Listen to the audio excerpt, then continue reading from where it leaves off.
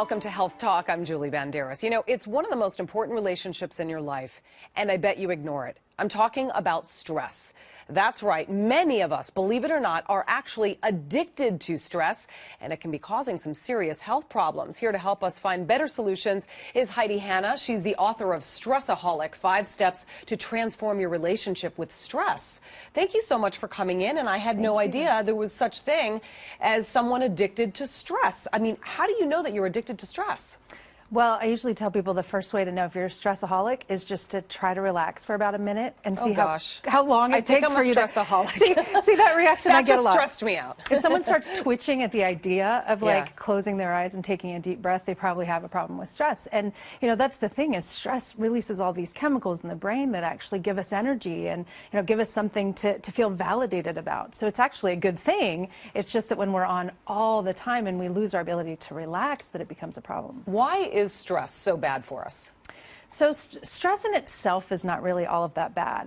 The problem is stress without adequate recovery. So stress is a stimulant, and it gives us a reason to adapt, and as long as we have the resources we need to adapt, then it's fine.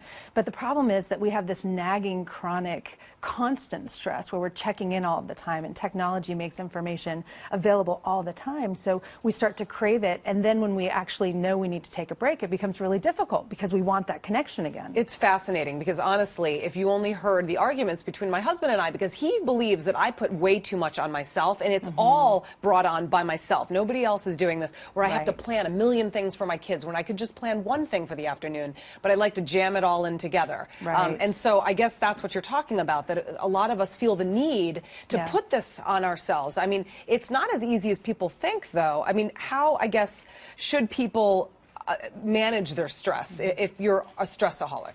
Well, the first thing I think is to just become aware. So stress is stimulating. It gives us energy. You know, a lot of people wait to the last minute to get things done because they get that surge of stress. So to understand that it is a stimulant and that's good, but that also it can be a distraction from other things that we don't want to deal with. It can keep us from feeling lonely or bored or isolated, and so we just go back into work again. And it also makes us feel validated. You know, in today's society, the busier you are, the more stress you have, the more important you are. And I remember not that long ago, actually, checking email. It had been like 20 minutes, and I checked email, and there was nothing. And I started to tear up, and I was like, no one needs me anymore, you know? No. So there's this interesting void that we feel when we're not stressed out. And some of that's a physical response to losing the stimulation that we have to retrain ourselves to be able to respond. We have to train ourselves to slow down, especially for those who live in New York City, especially for moms. No offense to dads, but I feel like moms put so much on themselves to want to do more. I recently read an article about how women actually are bitter toward their husbands because the husbands don't do as much. It's not that they don't want to, they just know that there's not the need. They seem to see the reality in all of it, whereas us moms tend to overdo it. Right, and moms also want to. I mean, that's part of the challenge. That's it. We want to, but in the end of the day, we're really stressed out. Yes, and it's so important. I know that this is a little bit cliche, but we have to put our oxygen mask on first, or we can't take care of anybody else. So the problem today is people are burning out and exhausted and just going through the motions, and they're not really showing up. They're doing so many things. They're multitasking, so they're kind of here, but they're kind of there, and they're all over the place, and it's exhausting. Okay, so there's health consequences of that. We know that stress is actually related to 75 to 90% of medical visits. So we need to retrain ourselves. How do we retrain ourselves from becoming less stressed? So the biggest thing is to become aware that, you know, there is this challenge. I have the problem. I am aware. I've just recognized it in this interview. That's right. I am a stressaholic. Yes, and I am. then we start training ourselves to do things differently, a little bit at a time. So we know meditation is very helpful for the brain and calming down and learning to breathe again and learning to be able to relax. So when I mentioned 1 minute of stillness, you became anxious. But I wouldn't want to push you to do 20 minutes of meditation, just like I wouldn't ask you to go run a marathon the first time you do I have run a marathon because I wanted to stress myself out 3 months before my wedding date. So you are a stressaholic. Yes. So what we do is we break it down into smaller chunks. 3 to 5 minutes a few times a day can be just as effective as sitting down and doing 20 minutes of meditation at one time. Scheduling breaks. I do a 50-minute work hour. So for every hour of work, 10 minutes, I actually check out. I kind of disengage from what I was doing. How do you check out, though? I mean, with telephones sometimes with our challenge. phones, it's impossible to check out. I mean, It's you step possible. away from your computer, yes, but we all have handheld devices. Right. We're all checking our emails like you did, where that day you broke down in tears because you didn't get an email That in was 20 the minutes. old me, yes. So how do you check out? Because everywhere you go, there's electronics, you know, equipment. You turn it off. You turn it off. You don't put it on vibrate. You just turn sit it in off. the quiet in your office? And the best thing to do is have something to guide you. So find a guided meditation or listen to a song. Something as simple as listening to a song, but actually saying, I'm going to be fully present with this song. I'm going to listen to the words. And when my mind starts to get distracted, I'm going to pull it back.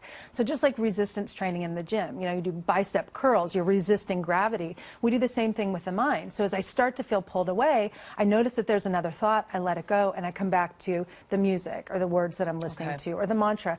And meditation doesn't have to be spiritual or super structured. It's just the idea of being fully present in the moment, not judging our thoughts, and just letting the past go, letting the future go, and being fully present. It's also still important to remind those, though, that not all stress is bad. Absolutely. Stress is good. It is a stimulation for us to adapt.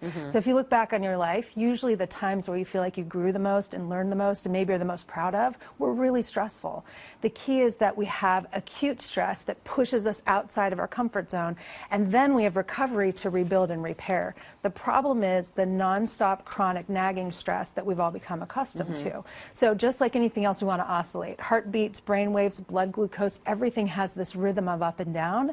But most of us, when it comes to stress, we flatline, and we know flatline's a bad sign. So we need to get that rhythm back again. Stress, recovery, and then we go back into the stress and back into the recovery, a little bit at a time to retrain the way we think. Then what happens is we see stress as a challenge that we can actually, you know, grow from and learn from instead of a threat that we have to run away from. All right. Well, Heidi Hanna, thank you so much, the author of Stressaholic, 5 Steps to Transform Your Relationship with Stress.